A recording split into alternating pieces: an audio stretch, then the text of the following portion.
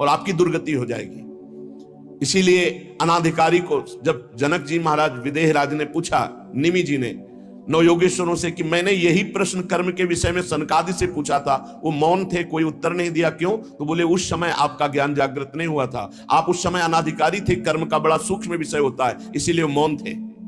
ऐसा नहीं कि हर प्रश्न का उत्तर फटाक से दे दे, और वो गलत है अगर उत्तर तो शास्त्र सम्मत नहीं है तो उत्तर देने वाले को नरक का दंड मिलेगा, उसकी जबान हजारों वर्ष वहां काटी जाएगी। जो शास्त्र का गलत अर्थ करता है, जो शास्त्र को अपनी वासना पूर्ति के लिए घुमा करके बोलता है, जो किसी को बुरी सलाह देता है, उसकी जबान यहां काटी जाती है, जो देख रहे हो।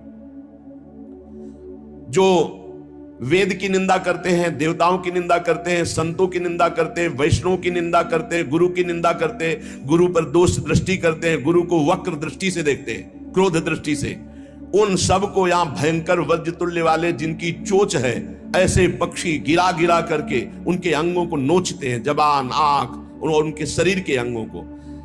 जितने निमेष तक उनके द्वारा ये जिह्वा जनित पाप हुआ है, उतने हजार वर्ष तक उनको पक्षी नोचते हैं।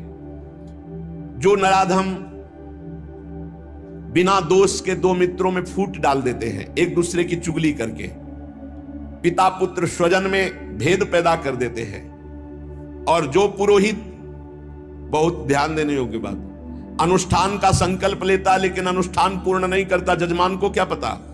जो पुरोहित जजमान से नियत संख्या ले ली धन और अनुष्ठान पूरा नहीं किया, या जो अपनी माता और पिता का अपमान किया, जो अपनी शरणागत, अपने अर्धांग विराजमान पाणी ग्रहण की हुई पत्नी का विविध प्रकार से अपमान और शोषण किया, वो यहां आरे से चीरे जाते हैं हजारों वर्ष तक। दिखाया, देखो ये बीच आरे से आराम आराम से एक एक अंग चीरे जाते हैं। उस पुरोहित को भी दंड मिलता है, उस पुत्र को दंड मिलता है जो माता पिता का अपमान, उस पति को दंड मिलता है जो पत्नी का शोषण, उस पत्नी को दंड मिलता है जो पति से छल करती है। आप खुली आंख इनकी दुर्गति देख सकते हैं। जो दूसरों को कष्ट देने का स्वभाव बना लिया है, बातचीत चेष्टा से कष्ट ही देना है, जो दूसरों की प्रसन्नता में जलते हैं, जो दूसरों की घरों में, सोए हुए घरों में आग लगा देते हैं या फसलों में आग लगा देते हैं और उनको प्राणांतक कष्ट देते हैं, उन अधम पापियों को यहां जलती हुई आग में जलाया जाता है। तुम देख लो, तपती हुई बालू डालकर उनको भूना जाता है और यहां आग में उन्हें जलाया जाता है। जो एक जगह निमंत्रण मिला, फिर दूसरी जगह निमंत्रण मिला, तो पहले निमंत्रण वाले को छोड़ करके दूसरे के यहां निमंत्रण पाकर फिर पहले वाले के यहां निमंत्रण पाने गया। ऐसा नहीं है, यह नरक का कारण बन जाएगा।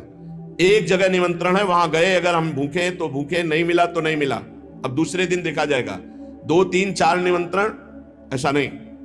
जो ब्रह्मर्षि किसी देव कार्य के लिए, पितृ कार्य के लिए यजमान के द्वारा निमंत्रित किया गया और वो दूसरी जगह भोजन कर लिया, दूसरे निमंत्रण को स्वीकार करके फिर उसके यहां भोजन करने गया, तो उसको यहां नरक में 2 टुकड़े करने वाला दंड मिलता, बार बार उसके 2 टुकड़े। ये बार बार बहुत जगह भंडारा, बहुत जगह निमंत्रण, ये ऐसा नहीं है, सिद्धांत है। तुम भूखे हो तो एक जगह चले जाओ और अपना पेट भरो, भजन करो। ये नहीं कि 5 जगह चले गए तो खूब दक्षिणा 5 जगह की मिली तो सुन लो। ये तस्मा शास्त्रम प्रमाणम, ये शास्त्र है, मनमानी नहीं। पहले ऐसा कभी ब्रह्म ऋषि जन नहीं करते थे। 5 घरों में भिक्षा मांग लो, या निमंत्रण है तो एक जगह जाके पेट भर लो जो रूखा सूखा मिले। ये 14 जगह भंडारा, 14 जगह निमंत्रण, तो उसकी व्यवस्था है। ये नरकगामी बना देगा, बुद्धि भ्रष्ट हो जाएगी। जो सदैव कड़वी बातें बोलकर लोगों के दिल पर चोट पहुंचाते रहते हैं, कुछ लोगों का ऐसा स्वभाव होता है, जब बोलेंगे तो हृदय की पीड़ा प्रकट हो ही जाए, ऐसा उनका है। ऐसे हैं वो, ऐसे बोलते हैं कि अत्यंत पीड़ा दे। ऐसा करने वालों को यहां के पक्षी टूट पड़ते नरक में लाते हैं, नोच नोच करके उनको खाते हैं। जो यहां किसी की चुगली करता है, उसकी जिह्वा तेज छुरे से बार बार ऐसे ऐसे चीरी जाती है, फिर पूरी हो जाती है, फिर चीरी जाती है। जिन्होंने उद्दंडतावश अपने पूज्य जनों का अनादर किया, उनको मारा, पीटा, गुरुजनों को, अपने गुरु को, माता को, पिता को, बाबा को, पितामह, ये पूज्य जन है, ये गुरु के समान पूज्य है। जो अपने गुरुजनों को, पूज्य जनों को अनादर करता है, दंड देता है, मारता है, पीटता है,